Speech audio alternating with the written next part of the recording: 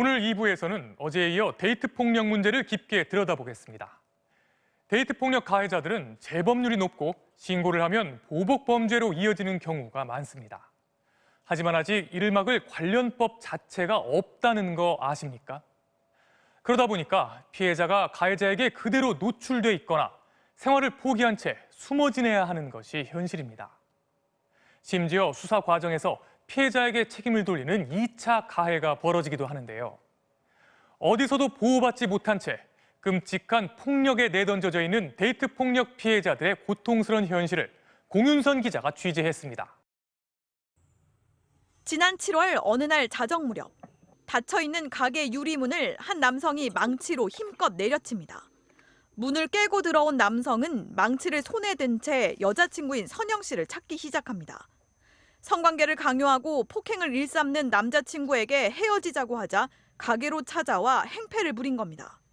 제 방에 가면은 구멍이 지금 한 6군데인가 7군데가 그렇게 뚫린 거 있어요. 말 안 들으면 그걸 치는 거예요. 맞아서 뇌진탕까지 왔었잖아요. 헤어지면 안 되겠냐 하니까 그날 김에서 직접 이렇게 와가지고. 경찰에 연행된 남성은 몇 시간 뒤 바로 풀려났고 선영 씨는 그를 성폭행 혐의로 고소했습니다. 그랬더니 2주 만에 더 끔찍한 일이 벌어졌습니다. 모자에 가발까지 쓰며 얼굴을 숨긴 남자친구가 전기 충격기와 흉기를 들고 찾아온 겁니다. 자신을 왜 고소했냐고 화를 내며 선영 씨의 팔과 손, 목 등에 여러 차례 흉기를 휘둘렀습니다. 가까스로 탈출해 목숨은 겨우 건졌지만 몸과 마음에 남은 상처는 지우기 어렵습니다. 그냥 살아난 것만 해도 참 나를 기적이라 하니 심줄이 끊어지고 신경이 지금 잘못돼 이게 감각이 없어요. 매일 약을 안 먹으면 잠을 못 자요. 혼자 못 있어요.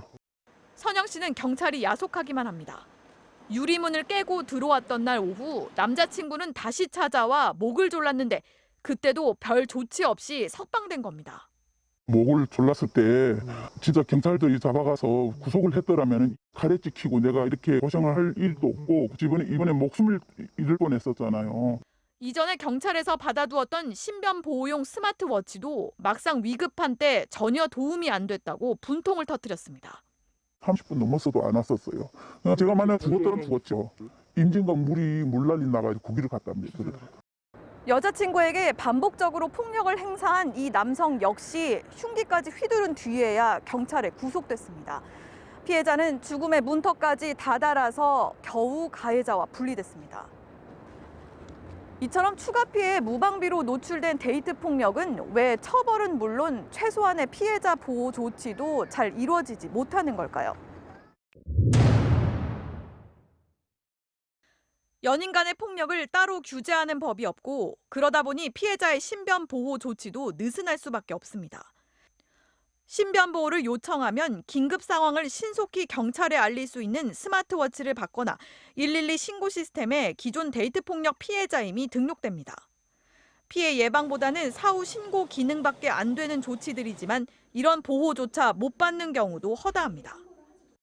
남아있는 재고가 없어서 줄 수 없으니 그 친구가 집 근처로 오거나 연락이 오면 경찰에 전화를 해라 이렇게 말하고 끝나셨어요. 재범률이 높고 보복, 강력범죄로 이어지기도 하는 데이트 폭력 특성상 가정폭력처럼 가해자 접근 금지 명령 등 적극적인 조치가 필요하지만 법적 근거가 없습니다. 징역 3년 이상의 중범죄를 저질렀을 때만 긴급 체포가 가능한데 심각한 피해를 입기 전까지는 말 그대로 피해자가 알아서 숨어 지내야 되는 겁니다. 연락을 끊고 찾을 수 없는 곳으로 보통 도피를 합니다. 근데 본인이 생활 근거가 있는데 그걸 완전히 끊고 도망을 가야 되는 가해자가 사실 도망을 가야 되는 부분인데 경찰이라고 할 말이 없는 건 아닙니다. 뭔가 범죄가 이뤄질 것 같은 판단이 들어도 아직 범죄가 없기 때문에 격리 조치를 못하는 거죠. 나중에 맞으면 다시 신고해달라. 지금은 우리가 법적으로 어떻게 해줄 수가 없다. 그렇게 안내할 수밖에 없습니다. 가정폭력과 달리 헤어지면 그만 아니냐는 인식이 높다 보니 수사기관마저 대수롭지 않게 여기며 2차 가해도 서슴지 않습니다.